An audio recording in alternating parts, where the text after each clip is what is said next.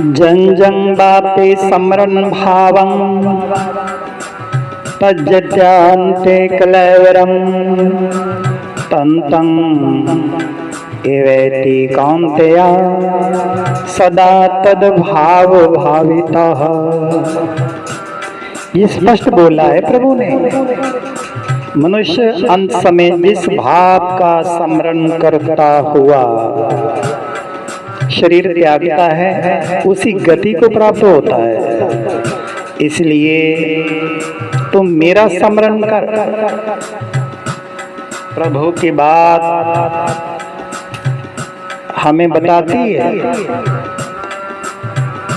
ये सब मित्र संबंधी तेरे सब मतलब दे यार।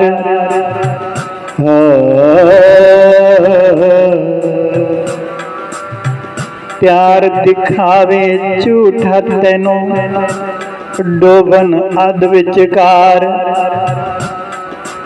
मान है तेनो जिस माया दा ना नाल तेरे इसने जाना। अंत बेले यद आवे तेरा ना इसने साथ निभाना। इसलिए हमें बड़ी निर्ममता से रहना है। एक राजा था, उसका राज्य बड़ा था। एक दिन राजा ने सोचा मुझे गुरु बनाना है, पर मेरा गुरु वो ही बनेगा जिसका आश्रम सबसे बड़ा होगा। उसने पूरे राज्य में ये बात फैला दी। जब बहुतों को पता पड़ा, वह राजा दरबार में आने लगे। बोला कि गुरु उसे बनाएंगे जिसका बड़ा आश्रम होगा। बड़े सन्यासी पहुंचे। सन्यासी अपना अपना आश्रम बड़ा बताने लगे। एक ने कहा मेरे पास 100 एकड़ जमीन का आश्रम है। दूसरे ने कहा मेरे पास तो 1000 एकड़ का आश्रम है। इसी तरह सभी ने अपने अपने कह दिया। राजा ने देखा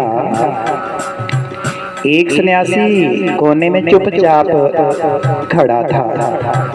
राजा ने उससे पूछा आप कुछ नहीं बोल रहे, आपका आश्रम कितना बड़ा है? सन्यासी बोला मैंने तो इतने बड़े बड़े आश्रमों के बारे में सुना, पर मैं अपना आश्रम आपको आंखों से दिखा सकता, आप खुद चलो तो। राजा ने पूछा कहाँ है आपका आश्रम? सन्यासी बोलते मेरे साथ चलो। राजा तैयार हुए, ले गए जंगल में। वहाँ एक पीपल का पेड़ आया, उसके नीचे सन्यासी बैठ गए आसन लगाकर। राजा बोलते अरे तूने तो कहा मैं आश्रम दिखाता हूँ। तो सन्यासी बोलता यही तो है मेरा आश्रम। राजा बोला मुझे तो जहाँ कुछ भी नजर नहीं आ रहा। सन्यासी बोला राजन मेरे ऊपर आसमान है, नीचे जमीन है, क्या इससे बड़ा कोई आश्रम हो सकता है? धरती से अंबर तक का साम्राज्य उसी का होता है जिसके पास कुछ नहीं होता। मेरे पास कुछ नहीं होकर भी सब कुछ है राजन। राजा सन्यासी की बात सुनकर खुश हुआ और उसे अपना गुरु बनाया। वह तभी प्रेरणा उन्होंने पाली। इसलिए बंदे चेतन जात है बिनश जात शिन माही। श्वासों श्वास स्मरण करो और यतन कुछ नाही।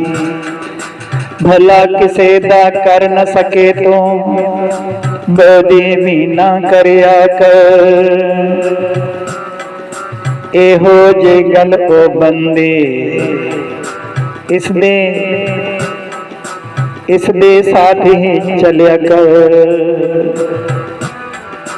करने की तो कर्म कमा ले, धर्म ही सच्चा साथी तेरा। उसनो अपने साथ निभा ले। सच्चा धर्म अपना,